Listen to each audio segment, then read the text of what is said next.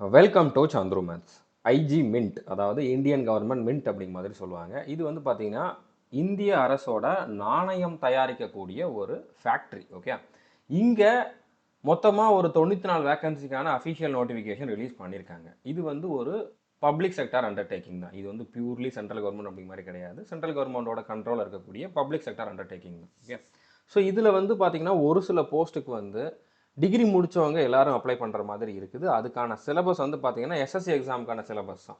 So SSC aspirant இதுக்கு வந்து கண்டிப்பாக அப்ளை பண்ணி ட்ரை பண்ணுங்கள். இதோட அப்ளிகேஷன் ஃபீஸ் அதிகமாக இருந்தாலுமே, வேக்கன்சி கம்மியாக இருந்தாலுமே, நீங்கள் வந்து ஆல்ரெடி எஸ்எஸ்சியோட சிலபஸ் கம்ப்ளீட் பண்ணியிருக்கீங்க அப்படின்னா இதில் உங்களுக்கு காம்படிஷன் கம்மியாக இருக்கும். நிறைய பேர் இதுக்கு வந்து அப்ளை பண்ண மாட்டாங்க. அதனால் இந்த மாதிரி எக்ஸாமுக்குலாம் நீங்கள் வந்து அப்ளை பண்ணிங்கன்னா செலெக்ஷன் ஆகிறது ஈஸி. எஸ்எஸ்சி எக்ஸாமோட கம்பேர் பண்ணுறப்போ இதில் நீங்கள் செலெக்ஷன் ஆகிறதுக்கான சான்சஸ் அதிகமாக இருக்குது. ஸோ முடிஞ்சளவு உங்களுக்கு இதில் எலிஜிபிலிட்டி இருக்குது அப்படின்னா நீங்கள் அப்ளை பண்ணி ட்ரை பண்ணுங்கள். இந்த வீடியோவில் இந்த ரெக்ரூட்மெண்ட் பற்றின A to Z இன்ஃபர்மேஷன் தான் பார்க்க போகிறோம். முக்கியமாக எஸ்எஸ்சி சிலபஸில் இருக்கக்கூடிய எல்லாரும் அப்ளை பண்ணக்கூடிய போஸ்ட்டை பற்றி நான் கம்ப்ளீட்டாக சொல்ல போகிறேன். மற்ற போஸ்ட்டுமே இதில் என்னென்ன இருக்குது அப்படிங்கக்கூடிய ஒரு ஓவர்வியூமே வந்து இந்த வீடியோவில் நான் வந்து கொடுக்க போகிறேன். ஸோ வீடியோவை ஸ்கிப் பண்ணாமல் ஃபுல்லாக பாருங்கள். முடிஞ்சளவு இந்த வீடியோவை ஷேர் பண்ணுங்கள். ஓகே, இப்போ இதை செலெக்ஷன் ஆனீங்க அப்படின்னா கண்டிப்பாக உங்களுக்கு வந்து மினிமம் 50,000க்கு மேலே இன்ஹேண்ட் சேலரி மந்த்லி வந்து இருக்கும். ஓகே, ஸோ டோட்டலாக 94 வேக்கன்சி. இதில் போஸ்டிங் எங்கே இருக்கும் அப்படின்னு பார்த்தீங்கன்னா, இந்த ஃபேக்ட்ரி வந்து பார்த்தீங்கன்னா மும்பை, கொல்கத்தா, ஹைதராபாத், நொய்டாவில் தான் இருக்குது. தமிழ்நாட்டில் கிடையாது. ஸோ இங்கே தான் உங்களுக்கு வந்து போஸ்டிங்கும் இருக்கும். ஸோ நீங்கள் தமிழ்நாட்டுக்கு பக்கத்தில் அப்படின்னு பார்த்தீங்கன்னா ஹைதராபாத்தில் உங்களுக்கு போஸ்டிங் போடுறதுக்கு வாய்ப்பு இருக்குது. ஓகே, நீங்கள் எந்த இடத்துக்கு அப்ளை பண்ணுறீங்க அப்படிங்கிறதையுமே வந்து அப்ளை பண்ணுறப்போ நீங்கள் சூஸ் பண்ணிக்கலாம், ப்ரிஃபரன்ஸ் வந்து கொடுத்துக்கலாம். ஓகே, ஸோ ஆன்லைனில் தான் அப்ளை பண்ணணும். இந்த வெப்சைட்டில் எலிஜிபிளாக இருக்கிறவங்க வந்து அப்ளை பண்ணிக்கோங்க. ஸோ இதுக்கான அப்ளிகேஷன் ஓப்பன் ஆயிடுச்சு. மார்ச் 28 இருந்து ஏப்ரல் 27 வரைக்கும் அப்ளை பண்ணலாம். அடுத்து எக்ஸாம் டேட் வந்து எக்ஸாக்டாக சொல்லலை, மே ஜூனில் வந்து எக்ஸாம் இருக்கும் அப்படிங்கிற மாதிரி சொல்லியிருக்காங்க. ஸோ கம்மியான டைம் தான் இருக்குது. நீங்கள் இப்போ தான் படிக்க ஆரம்பிக்கிறீங்க அப்படின்னா சிலபஸை கம்ப்ளீட் பண்ணி இந்த கம்மியான வேக்கன்சியில் செலெக்ஷன் ஆகிறது ரொம்ப கஷ்டம். ஆல்ரெடி நீங்கள் ஒரு எஸ்எஸ்சி ஆஸ்பரண்ட் நான் கொடுத்துருக்கக்கூடிய அந்த 200 டே ஸ்ட்ராட்டஜி இல்லைனா இதுக்கு முன்னால் கொடுத்துருந்த ஸ்ட்ராட்டஜி வந்து கம்ப்ளீட் பண்ணியிருக்கீங்க அப்படின்னா கண்டிப்பாக நீங்கள் வந்து இந்த ஜாபுக்கு வந்து செலெக்ஷன் ஆகிறதுக்கு சான்ஸ் இருக்குது. ஓகே, அடுத்து இதில் ஒரு சில போஸ்ட்டுக்கு வந்து டைப்பிங் டெஸ்ட் இருக்கும். அது வந்து ஜூன் ஜூலையில் இருக்கும் அப்படிங்கிற மாதிரி சொல்லியிருக்காங்க. ஃபைனல் ரிசல்ட் வந்து பார்த்தீங்கன்னா ஜூலை ஆகஸ்ட்டில் இருக்கும்னு சொல்லியிருக்காங்க. ஸோ எப்படி பார்த்தாலும் ஒரு 5-6 மாதத்துக்குள்ளே இதுக்கான ஃபைனல் ரிசல்ட்டும் வந்துடும், நீங்கள் ஜாயின் பண்ணிடுவீங்க. ஓகே, ஸோ இதுக்கு அப்ளிகேஷன் ஃபீஸ் தான் ரொம்பவே அதிகம். நீங்கள் ஜென்ரல், ஓபிசி, இடபிள்யூஎஸ் கேட்டகரியில் இருந்தீங்க அப்படின்னா 1000 ரூபா பே பண்ணணும். எஸ்சி, எஸ்டி, பிடபிள்யூ இல்லைனா ஃபீமேல் கேண்டிடேட்டாக இருந்தீங்க அப்படின்னா 200 பே பண்ணணும். ஓகே, ஸோ நீங்கள் ஜென்ரல், ஓபிசி, இடபிள்யூஎஸ்னால் வந்து நீங்கள் கொஞ்சம் உங்களுக்கு ஓகே அப்படின்னா இதுக்கு வந்து அப்ளை பண்ணுங்கள். நீங்கள் உண்மையிலே ஒரு சீரியஸான ஆஸ்பிரண்ட் நல்லா சிலபஸ் கம்ப்ளீட் பண்ணியிருக்கீங்க அப்படின்னா நீங்கள் வந்து அப்ளை பண்ணுங்கள். சும்மானாலும் ட்ரை பண்ணுறதுக்கு நீங்கள் இவ்வளோ பே பண்ணி காசை வேஸ்ட் பண்ண வேண்டாம். ஓகே, ஸோ இதில் வந்து பார்த்தீங்கன்னா 3 கேட்டகரியில் வந்து போஸ்ட்டை வந்து பிரிக்கலாம். பட் அதுக்குள்ளே நிறைய போஸ்ட் இருக்குது. ஓகே, சூப்பர்வைசர் போஸ்ட்டுக்கு எல்லாத்துக்குமே வந்து பார்த்தீங்கன்னா 18 30 வயசுக்குள்ளே இருக்கலாம். இதுவே நீங்கள் ஓபிசி கேட்டகரி அப்படின்னா 33க்குள்ளே இருக்கலாம். எஸ்சி, எஸ்டினா 35க்குள்ளே இருக்கலாம். அசிஸ்டண்ட், டைப்பிஸ்ட், என்கிரேவர் அந்த மாதிரி போஸ்ட்டுக்கெல்லாம் வந்து பார்த்தீங்கன்னா 18 28 வயசுக்குள்ளே இருக்கணும். இதுவே ஓபிசினா 31 வயசுக்குள்ளே இருக்கணும். எஸ்சி, எஸ்டினா 33 வயசுக்குள்ளே இருக்கணும். டெக்னீஷியன் போஸ்ட்டுக்கெல்லாம் வந்து பார்த்தீங்கன்னா 25 வயசுக்குள்ளே இருக்கணும். ஸோ நீங்கள் ஓபிசினா 28க்குள்ளே, எஸ்சி, எஸ்டினா 30க்குள்ளே இருக்கணும். ஸோ ஏஜ் லிமிட் பற்றி நான் சொல்லிட்டேன். உள்ளே என்னென்ன போஸ்ட் இருக்குது அப்படிங்கிறத சொல்கிறேன். அதுலேயும் ஏஜ் லிமிட் வந்து மென்ஷன் ஆகிருக்கும். நீங்கள் அது கூட ஓபிசி கேண்டிடேட்டாக இருந்தால் 3 வயசை கூட்டிக்கோங்க. அதே மாதிரி எஸ்சி, எஸ்டி கேண்டிடேட்டாக இருந்தால் அதில் கொடுத்துருக்கிறது வந்து 5 வயசு அதிகமாக இருக்கலாம். இப்போ இதில் நிறைய போஸ்ட் இருக்குது. நீங்கள் எத்தனை போஸ்ட்டுக்கு வேணாலும் அப்ளை பண்ணலாம். ஆனால் அப்ளிகேஷன் ஃபீஸ் அதிகமாக இருக்குது. ஒரே நேரத்தில் எல்லா போஸ்ட்டுக்கும் எக்ஸாம் வைக்கிறதுக்கு வாய்ப்பு இருக்குது. அப்படிங்கிறனால நீங்கள் ஏதாச்சும் ஒரு போஸ்ட் உங்களுக்கு பெஸ்ட்டாக சூட்டபுளாக இருக்கக்கூடிய எந்த போஸ்ட் வந்து தோணுதோ அந்த போஸ்ட்டுக்கு மட்டும் அப்ளை பண்ணுறது நல்லது.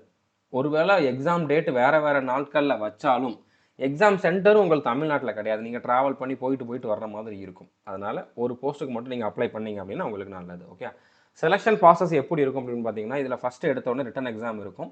அடுத்து ஒரு சில போஸ்ட்டுக்கு வந்து பார்த்தீங்கன்னா ஸ்கில் டெஸ்ட்டு, ட்ரேட் டெஸ்ட் அப்படிங்கிற சொல்லியிருக்காங்க.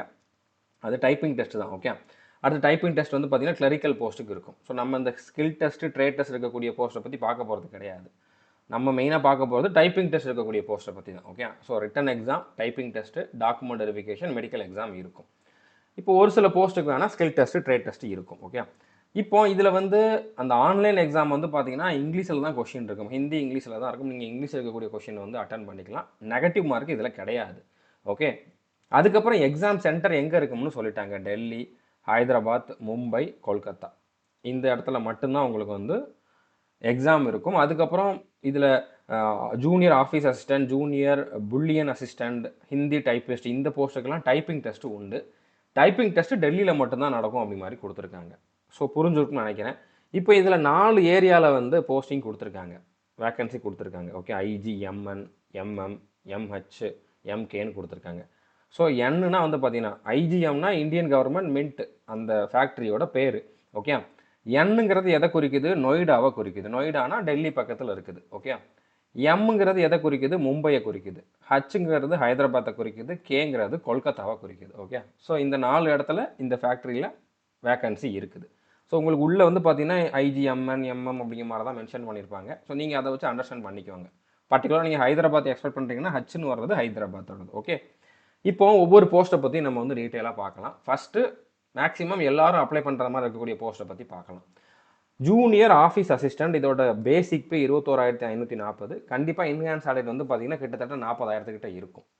ஸோ இதில் வந்து மும்பையில் 3 வேக்கன்சி இருக்குது, ஹைதராபாத்தில் 6 வேக்கன்சி இருக்குது, நொய்டாவில் 4 வேக்கன்சி இருக்குது. ஸோ இதில் அஃபிஷியல் நோட்டிஃபிகேஷனில் பார்த்தீங்க அப்படின்னா ஒவ்வொரு கேட்டகரிக்கும் எவ்வளோ வேக்கன்சி இருக்குது அப்படிங்கிறத கொடுத்துருப்பாங்க. நோட்டிஃபிகேஷனுக்கான பிடிஎஃப் சந்துருமெஸ் அஃபிஷியல் டெலகிராம் சேனலில் நான் கொடுத்துருக்கேன். நீங்கள் அதில் வந்து பிடிஎஃப் எடுத்துக்கலாம். ஏஜ் லிமிட் இங்கே இருக்குது. இது கூட நீங்கள் வந்து ஓபிசி, எஸ்சி, எஸ்டி கேண்டிடேட் வந்து உங்களோட ஏஜ் ரிலாக்ஸேஷனை ஆட் பண்ணி பார்த்துக்கோங்க. ஸோ இப்போ இந்த போஸ்ட்டுக்கு வந்து பார்த்தீங்கன்னா நீங்கள் ஏதாச்சும் ஒரு டிகிரி முடிச்சிருந்தா போதுமானது, கம்ப்யூட்டர் நாலேஜ் இருக்கணும் அப்படிங்கிறத கொடுத்துருக்காங்க. பட் எந்த டிகிரி முடிச்சிருந்தாலும் நீங்கள் வந்து அப்ளை பண்ணலாம். டைப்பிங் டெஸ்ட் இதில் இருக்கும். 40 வேர்ட்ஸ் பர் மினிட் அப்படிங்கக்கூடிய ஸ்பீடில் நீங்கள் இங்கிலீஷில் வந்து டைப் பண்ணுற மாதிரி இருக்கும். ஓகே, ஹிந்தி டைப்பிங் பண்ணணும்னு அவசியம் இல்லை. ஸோ டைப்பிங் டெஸ்ட்டில் நீங்கள் வந்து பாஸ் பண்ணணும். அதுக்காக டைப்பிங் கிளாஸ் போகணும் அப்படிங்கிற மாதிரி அவசியம் இல்லை. நீங்கள் வீட்டில் இருந்தே கூட ப்ராக்டிஸ் பண்ணலாம். பட் இந்த அளவுக்கு ஸ்பீடு கொண்டு வரணும். அது ஒரு 2-3 மாதம் ப்ராக்டிஸ் பண்ணிங்கன்னா வந்துடும். ஓகேவா, மிஸ்டேக் இல்லாமல் டைப் பண்ணணும்.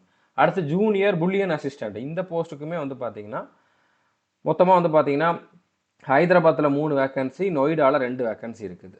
ஸோ இதுக்குமே எந்த டிகிரி முடித்தவங்க வேணாலும் அப்ளை பண்ணலாம். இதுக்குமே சேம் டைப்பிங் டெஸ்ட் தான். 40 வேர்ட்ஸ் பர் மினிட் அப்படிங்கக்கூடிய ஸ்பீடில் வந்து டைப் பண்ணுற மாதிரி இருக்கும். சேம் ஏஜ் லிமிட் தான் இதுக்குமே. ஓகே, இப்போ இந்த 2 போஸ்ட்டுக்கு மட்டும் எல்லாருமே அப்ளை பண்ணலாம். எந்த டிகிரி முடிச்சிருந்தாலும் நீங்கள் வந்து அப்ளை பண்ணலாம். இந்த 2 போஸ்ட்டுக்கு மட்டும்தான் எஸ்எஸ்சியில் இருக்கக்கூடிய சிலபஸ். மற்ற போஸ்ட்டுக்கெலாம் எக்ஸ்ட்ராவாக அந்தந்த குவாலிஃபிகேஷனுக்கு ஏற்ற மாதிரி சிலபஸ் வந்து ஆட் ஆகும். ஸோ நம்ம ஃபோக்கஸ் பண்ண போகிறது இந்த போஸ்ட்டை பற்றி தான். மற்ற போஸ்ட்டை பற்றி நான் சொல்கிறேன். இப்போ இதுக்கான எக்ஸாம் பேட்டர்ன் எப்படி இருக்கும் அப்படின்னு பார்த்தீங்கன்னா மொத்தமாக வந்து 150 கொஷின் கேட்பாங்க. 150 மார்க்குக்கு எக்ஸாம், 120 நிமிஷம், 2 மணி நேரம் டைம் கொடுப்பாங்க. நெகட்டிவ் மார்க்கு இதில் கிடையாது. ஓகே, ஸோ ஜிகேலேருந்து ஜென்ரல் அவேர்னஸில் வந்து பார்த்தீங்கன்னா 30 கொஷின் கேட்குறாங்க. கம்ப்யூட்டர் நாலேஜ்லேருந்து 30 கொஷின் கேட்குறாங்க. இங்கிலீஷ்லேருந்து 30 கொஷின், நியூமெரிக்கல் ஆப்டிடியூட்லேருந்து 30 கொஷின், ரீசனிங்லேருந்து 30 கொஷின். ஸோ நீங்கள் எஸ்எஸ்சி ஆஸ்பிரண்ட்டாக இருந்தீங்க அப்படின்னா கண்டிப்பாக நீங்கள் வந்து ஜிகே, இங்கிலீஷ், அடுத்த ஆப்டிடியூட், ரீசனிங்கில் வந்து ஸ்ட்ராங்காக தான் இருப்பீங்க. அதுலேயும் ஆப்டிடியூடில் இதில் அட்வான்ஸ் மேத்ஸ் கிடையாது. எம்டிஎஸ் கான்ஸ்டபிள் ஜிடிக்கு இருக்கிற மாதிரி சிலபஸ் தான் கொடுத்துருக்காங்க. அரித்மெட்டிக் மட்டும்தான் இருக்குது. இதிலெல்லாம் ஸ்ட்ராங்காக இருப்பீங்க. கம்ப்யூட்டர் நாலேஜுமே நம்மளுடைய ஆல் இன் ஒன் கோர்ஸில் நம்ம தெளிவாக டீச் பண்ணியிருக்கோம். கிட்டத்தட்ட 80 வீடியோஸ்க்கு மேலே அப்லோட் பண்ணியிருக்கோம். ஏன்னா 30 கொஷின் கேட்குறாங்க அப்படிங்கிறப்ப நீங்கள் அதுக்கும் டைம் கொடுக்கணும். ஸோ நீங்கள் இருக்கக்கூடிய டைமில் ஆல்ரெடி சிலபஸை கம்ப்ளீட் பண்ணிட்டீங்க, எஸ்எஸ்சி சிலபஸ் கம்ப்ளீட் பண்ணி வச்சுருக்கீங்க அப்படின்னா இருக்கக்கூடிய டைமில் நீங்கள் கம்ப்யூட்டர் நாலேஜ் வீடியோஸ் டெய்லி ஒரு வீடியோ 2 வீடியோ பாருங்கள், போதுமானது. ஒரு நாளைக்கு 2 வீடியோ பார்த்தீங்கனாலே போதுமானது. ஒரு மணி நேரம் வீடியோ இருக்கும். அதில் உங்களுக்கு எல்லாமே கவர் ஆயிரும். 30க்கு 30 கூட உங்களால் எடுக்க முடியும். ஓகே, ஸோ புரிஞ்சுட்டுன்னு நினைக்கிறேன். இதுதான் எக்ஸாம் பேட்டர்ன். இதுக்கான சிலபஸ் பற்றி நம்ம பார்க்கலாம். இதில் வந்து டைப்பிங் டெஸ்ட் இருக்கும் அப்படிங்கிற நான் சொன்னது தான். அது வந்து உங்களுக்கு 40 வேர்ட்ஸ் பர் மினிட் அப்படிங்கக்கூடிய ஸ்பீடில் இருக்கும். ஓகே, ஸோ நீங்கள் அப்ளை பண்ணுறப்பவே வந்து நீங்கள் ஹிந்தியில் டைப் பண்ண போகிறீங்களா, இங்கிலீஷில் டைப் பண்ண போகிறீங்களா அப்படிங்கிறத சொல்லிடணும். ஸோ இங்கிலீஷில் டைப் பண்ணுறதா இருந்தால் 40 வேர்ட்ஸ் பர் மினிட், ஹிந்தியில் டைப் பண்ணுறதா இருந்தால் 30 வேர்ட்ஸ் பர் மினிட். ஸோ நீங்கள் ஏதாச்சும் ஒன்று பண்ணால் போதுமானது. ஹிந்தி தெரியலனாலும் ப்ராப்ளம் இல்லை. அதுக்கப்புறம் இதுக்கான சிலபஸ் வந்து பார்த்தீங்கன்னா இப்போ ஜென்ரல் அவேர்னஸை பொறுத்த வரைக்கும் அதுலேயுமே கம்மியாக தான் கொடுத்துருக்காங்க. கரண்ட் அஃபேர்ஸ், பாலிட்டி, ஹிஸ்ட்ரியில் மாடர்ன் ஹிஸ்ட்ரி மட்டும்தான் கொடுத்துருக்காங்க. நீங்கள் வந்து ஏன்ஷியன்ட் ஹிஸ்ட்ரி, மெடிவல் ஹிஸ்ட்ரிலாம் படிக்க வேண்டாம். சயின்ஸ்லாம் படிக்க வேண்டாம்.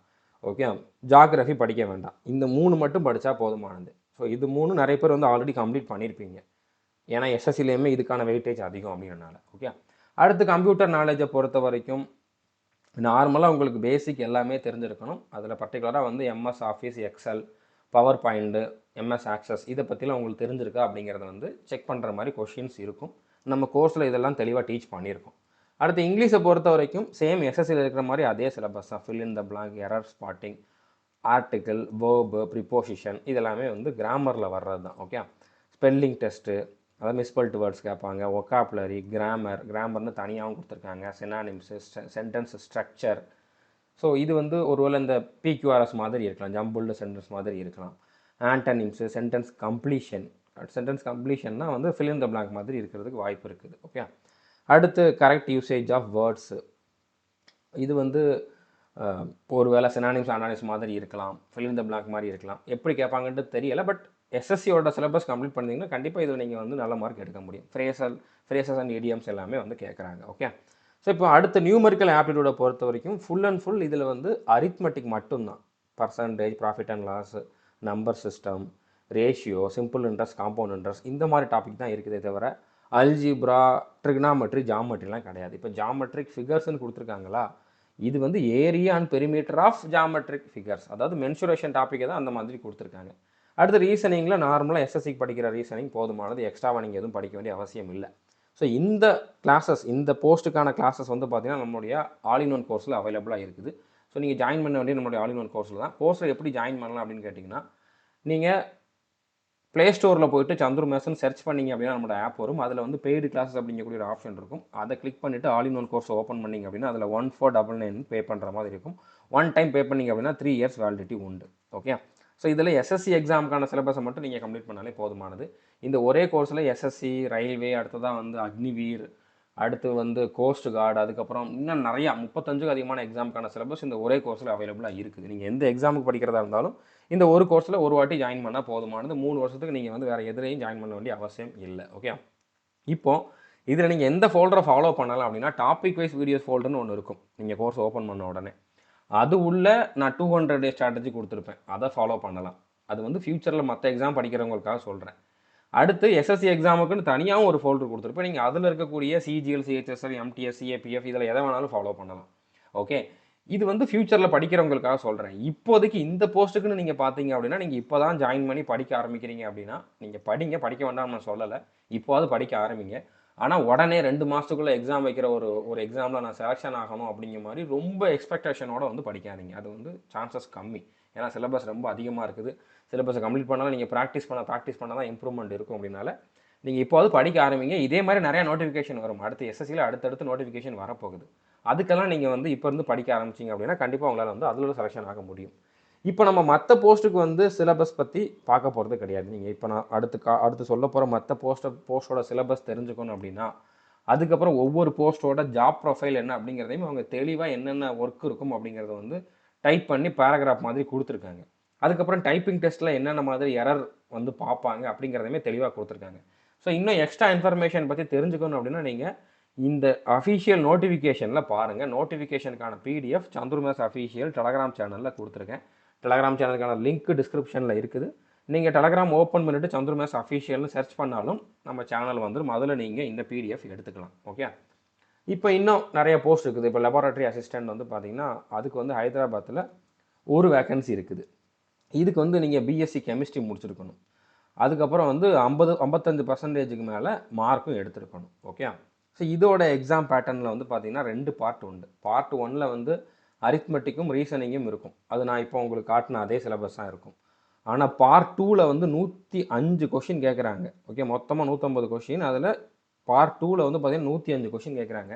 அதில் நீங்கள் எந்த ட்ரேடில் அப்ளை பண்ணுறீங்களோ அந்த ட்ரேட் ரிலேட்டடாக இருக்கக்கூடிய கொஷின்ஸ் வந்து இருக்கும். இதுலேயுமே டோட்டல் 150 கொஷின் தான். 120 மார்க், 120 நிமிடம் வந்து டைம் கொடுப்பாங்க. 2 மணி நேரம் டைம் கொடுப்பாங்க. நெகட்டிவ் மார்க் இதுலேயும் கிடையாது. இதில் ஒரே ஒரு எக்ஸாம் மட்டும்தான். ஓகே, அடுத்து ஜூனியர் டெக்னீஷியன் ஃபிட்டருக்கு வந்து பார்த்திங்கன்னா இதில் மும்பையில் வந்து 18 வேக்கன்சி, அடுத்து கொல்கத்தாவில் 13 வேக்கன்சி, ஹைதராபாத்தில் 13 வேக்கன்சி, நொய்டாவில் 3 வேக்கன்சி இருக்குது.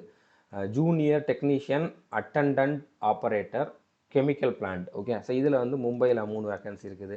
டர்னருக்கு வந்து பார்த்திங்கன்னா மும்பையில் 2, கொல்கத்தாவில் 5, நொய்டாவில் 2 வேக்கன்சி இருக்குது. கார்பெண்டருக்கு 1 வேக்கன்சி மும்பையில் இருக்குது. எலக்ட்ரீஷியனுக்கு 2 வேக்கன்சி மும்பையில் இருக்குது. ஓகே, அடுத்ததாக கோல்டு ஸ்மித்துக்கு வந்து பார்த்திங்கன்னா 1 வேக்கன்சி ஹைதராபாத்தில் இருக்குது.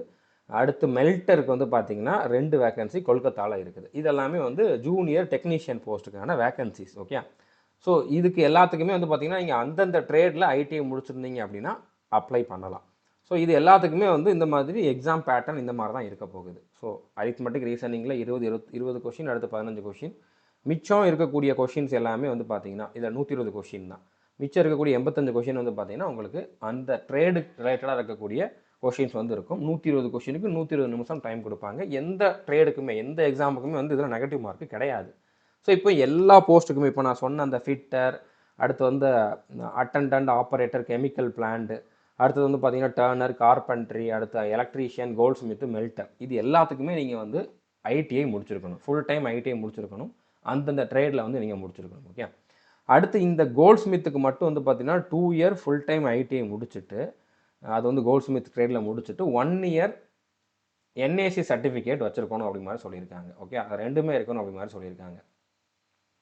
அப்படி இல்லைன்னா 2 இயர் ஃபுல் டைம் ஐடிஐ முடிச்சுட்டு 1 year NAC certificate from NCVT SCVT. Okay, so ரெண்டுமே ஒரே மாதிரி தான் கொடுத்துருக்காங்க. ஐடிஐ ஃபிட்டர், இது வந்து ஃபிட்டர், இது வந்து பார்த்தீங்கன்னா கோல்டு ஸ்மித். ஃபிட்டர் முடிச்சவங்களுக்கும் கொடுத்துருக்காங்க, கோல்டு ஸ்மித் முடிச்சவங்களுக்கும் இதில் எலிஜிபிலிட்டி கொடுத்துருக்காங்க. ஓகே, ஸோ புரிஞ்சிருக்குன்னு நினைக்கிறேன். ஸோ அடுத்ததாக வந்து சூப்பர்வைசர் போஸ்ட், சூப்பர்வைசர் அஸ்ஸே அப்படின்னு ஒன்று கொடுத்துருக்காங்க. இதோட ஃபுல் ஃபார்ம் நான் கவனிக்கலை.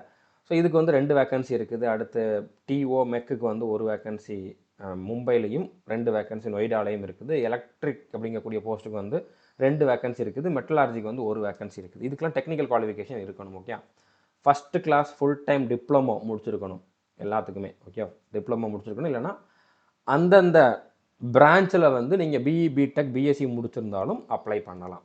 ஸோ அப்படி இருக்கவங்க இதுக்கு வந்து அப்ளை பண்ணிக்கோங்க. ஸோ இதுக்குமே வந்து பார்த்தீங்கன்னா 150 கொஷின் அரித்மெட்டிக் ரீசனிங் போக, இது வந்து காமனான சிலபஸ் தான். அது போக அந்தந்த குவாலிஃபிகேஷனுக்கு ஏற்ற மாதிரி 105 கொஷின்ஸ் வந்து இருக்கும். ஓகே, அடுத்து அப்ளை பண்ணுறப்ப நீங்கள் கவனிக்க வேண்டிய ஒரு சில பாயிண்ட் வந்து, நீங்கள் அப்லோட் பண்ணுற ஃபோட்டோ வந்து லைட் பேக்ரவுண்ட் இருக்கிற மாதிரி பார்த்துக்கோங்க. அதுக்கப்புறம் ஜேபிஜி ஃபார்மேட்டில் அப்லோட் பண்ணணும். 20 கேபிலேருந்து 50 கேபிக்குள்ளே இருக்கணும். டைமென்ஷன் இதில் கொடுத்துருக்காங்க. சிக்னேச்சர் வந்து பிளாக் இங்கில் ஒயிட் பேப்பரில் சைன் போட்டு 10 கேபிலேருந்து 20 கேபிக்குள்ளே இருக்கிற மாதிரி அப்லோட் பண்ணுங்கள். கேபிட்டல் லெட்டரில் சைன் போட்டு அப்லோட் பண்ணிடாதீங்க. லெஃப்ட் தம்ப் இம்ப்ரெஷனும் நீங்கள் அப்லோட் பண்ணணும். பிளாக் இல்லைனா ப்ளூ இங்க் யூஸ் பண்ணி ஒயிட் பேப்பரில் உங்களுடைய இடது கை பெருவிரலோட ரேகையை வச்சு அதை நீங்கள் வந்து ஸ்கேன் பண்ணி இல்லைனா ஃபோட்டோ எடுத்து 20லேருந்து 50 கேபிக்குள்ளே வச்சு அப்லோட் பண்ணணும். ஓகே, ஒருவேளை உங்களுக்கு லெஃப்ட் தம்ப் இல்லை, பிடபிள்யூ கேண்டிடேட்டும் இதில் எல்லா போஸ்ட்டுக்குமே எலிஜிபிள் தான். ஸோ அந்த மாதிரி இருக்கிறவங்க வந்து ரைட் தம்பை வந்து யூஸ் பண்ணிக்கலாம், வலது கை பெருவிரல் வந்து யூஸ் பண்ணிக்கலாம். அடுத்து ஹேண்ட் ரிட்டன் டிக்ளரேஷனை நீங்கள் வந்து அப்லோட் பண்ணுற மாதிரி இருக்கும். டிக்ளரேஷன் என்ன இருக்கும் அப்படின்னு நான் சொல்கிறேன். அதை நீங்கள் அப்படியே எழுதி சைன் போட்டு அதை வந்து ஸ்கேன் பண்ணி அப்லோட் பண்ணலாம், ஃபோட்டோ எடுத்து அப்லோட் பண்ணணும். ஓகே, ஸோ இங்கிலீஷில் எழுதணும், ப்ளூ இங்கிட்டு ஒயிட் கலர் பேப்பரில் எழுதணும். ஓகே, நீங்கள் தான் எழுதியிருக்கணும், வேறு யாரையும் எழுத சொல்லி நீங்கள் வந்து அப்லோட் பண்ணக்கூடாது. இதில் கேபிட்டல் லெட்டர் தேவையில்லாமல் யூஸ் பண்ணக்கூடாது. ஜேபிஇஜி ஃபார்மேட்டில் தான் யூஸ் பண்ணணும், அப்லோட் பண்ணணும். 50 கேபிலேருந்து 100 கேபிக்குள்ளே இருக்கணும். ஓகே, ஸோ டிக்ளரேஷன் இது தான். நீங்கள் ஒரு ஒயிட் கலர் பேப்பரில் மேலே டிக்ளரேஷன் ஹெட்டிங் போட்டுட்டு அப்படின்ட்டு அடுத்து உங்களோட பேர், இந்த இடத்துல உங்களோட பேரை எழுதிட்டு, இந்த நேம் ஆஃப் த கேண்டிடேட்லாம் எழுத வேண்டாம், பேரை எழுதிட்டு அடுத்து அவங்க கொடுத்துருக்கதை அப்படியே எழுதுங்க. எழுதிட்டு கீழே வந்து சைன் போட்டு அதை வந்து நீங்கள் அப்லோட் பண்ணிடுங்க. ஓகே, ஸோ புரிஞ்சுன்னு நினைக்கிறேன். முடிஞ்சளவு இந்த வீடியோவை ஷேர் பண்ணுங்கள். இது வரைக்கும் நம்ம சேனலை நீங்கள் சப்ஸ்கிரைப் பண்ணலாம் அப்படின்னா சப்ஸ்கிரைப் பண்ணிவிட்டு பெல் ஐக்கானை கிளிக் பண்ணி வச்சுக்கோங்க. All the best, thank you.